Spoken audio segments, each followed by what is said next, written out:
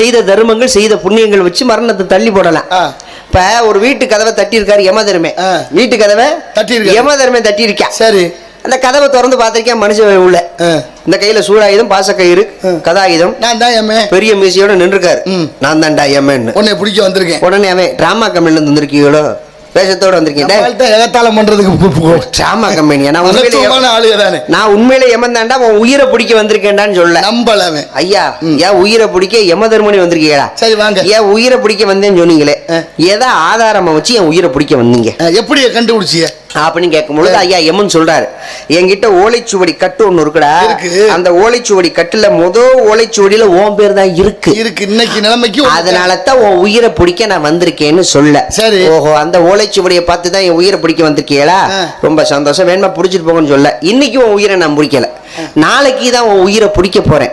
ஏன்னா அந்த அளவுக்கு நீ தான தர்மங்கள் புண்ணியம் நிறைய செஞ்சிருக்க, சொல்லிட்டு போ. நீ பெரிய தர்மசீலன், அதனால இன்னைக்கு ஒரு நாள் உன் புள்ள குட்டிகளோட சந்தோஷமா இருந்துக்கோ, நாளைக்கு வந்து உன் உயிரை பிடிக்கிறேன் யமன் சொல்லிட்டாரு. சரி ஐயா, வீட்டுக்கு வந்தது வந்துட்டிய, என் உயிரை பிடிக்க வந்த யமனா இருந்தாலும் வந்தவங்களை உபசரணை செய்வதுதான் தமிழர்கள் பண்பாடு. விருந்தோம்புகள், விருந்தோம்பலுக்கு பேர் போன நாடு. வாங்க வந்து சாப்பிட்டு போங்கன்னு சொல்ல.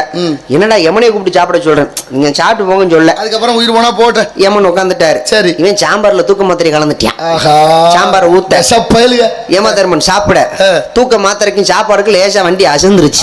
சூழாயுத ஒரு பக்கம் சாஞ்சிருச்சு, கதாயுத ஒரு பக்கம் சாஞ்சிருச்சு. யமதர்மன் என்ன சொன்னாரு, ஓலைச்சுவடி கட்டுல மேல இருக்கு, ஓலைச்சுவடியில தானே உன் பேர் இருக்குன்னு அவர் சொன்னார் இல்லையா? இவன் யோசனை இத மனுஷ பயவுல பாத்துட்டான். அந்த ஓலைச்சுவடி கட்டை எடுத்து ஓலைச்சுவடி எடுத்து அடியில சொருகிட்டான். இனி எப்படி பிடிப்ப? பேர் இருந்தா தானே பிடிப்ப, இப்பதான் அடியில உயர்ச்சியில எப்படி பிடிப்ப அப்படின்னு சொல்லி அடியில சொருகிட்டான். யமதர்மன் முடிச்சாரு. டேய் இங்க வாடா, என்னமோ ஏதோ நான் நினைச்சேன், உன் உயிரை பிடிக்க வந்தது யமன் தெரிஞ்சும் கூட எனக்கு சோறு போட்ட உண்டங்க வீட்டுக்கு நான் ரெண்டங்க பண்ண மாட்டேன். அதனால உனக்கு ஒரு உபாயம் செய்ய போறேன். என்ன உபாயம்? பேர் யார் பேர் இருக்கோ அவங்க பேரை தான் பிடிக்க போறேன்னு நான் உன்கிட்ட சொல்லியிருந்தேன். ஆனா இப்ப அதை செய்யல. அடியில யார் பேர் இருக்கோ அவன் உயிரைத்தான் நான் பிடிக்க போறேன்னு சொல்ல. அதோட இவனுக்கு சொல்லி முடிஞ்சு வச்சு. அதான் விதி வழி. அது தேவையாது என்ன